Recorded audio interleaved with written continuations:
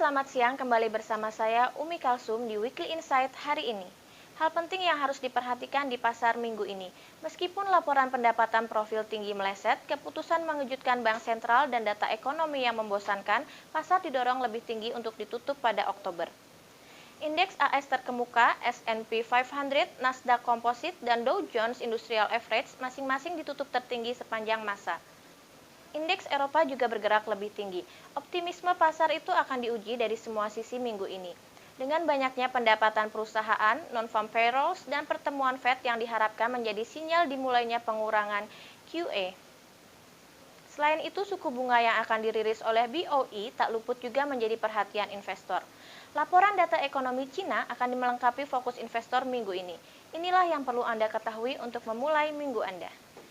Yang pertama adalah musim penghasilan. Bergulir laba terus menjadi cerita utama di pasar saham di seluruh dunia.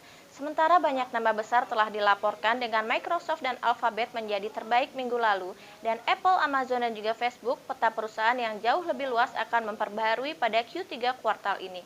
Itu termasuk beberapa perusahaan besar lainnya. Masalah rantai pasokan dan inflasi tentu saja akan ada di benak investor saat mereka menonton laporan ini, serta beberapa besar perlambatan pertumbuhan Q3 AS memukul perusahaan-perusahaan ini. Yang kedua, non-farm payrolls. Setelah laporan pekerjaan bulan Oktober yang mengecewakan dengan angka PDB yang diredam, laporan non-farm payrolls bulan November akan menguji kekuatan pemulihan ekonomi AS.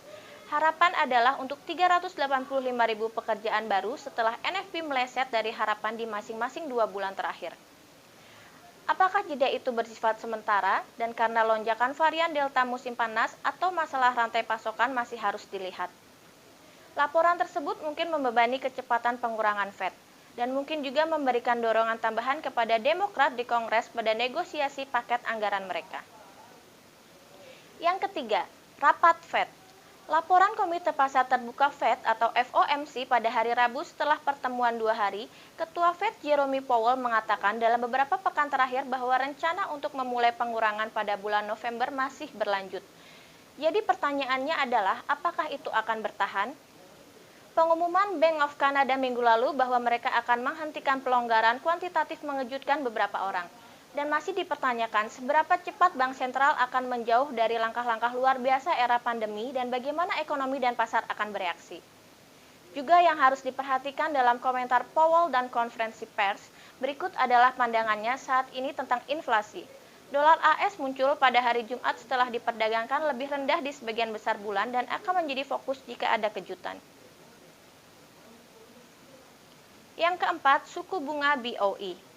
Pada hari Kamis, Bank of England merilis keputusan kebijakan moneter November dengan banyak pasar mengharapkan kenaikan 15 basis poin.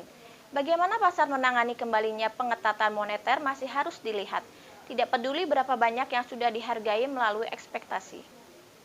Yang kelima, laporan PMI manufaktur. Memasuki musim liburan hingga akhir tahun, rantai pasokan dan berbagai perlambatan pertumbuhan akan menjadi sorotan sejumlah laporan PMI keluar pekan ini. Cina sudah memulai dengan 49,2 yang mengecewakan, menandai aktivitas yang berkurang.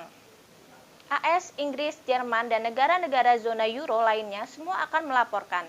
Ekspektasi adalah untuk ekspansi di seluruh papan, angka di atas 50 pada indeks dan akan memberikan indikator tambahan tentang bagaimana ekonomi global bersiap menyelesaikan tahun ini. Dan mungkin berapa lama konsumen harus memberi hadiah liburan mereka di muka.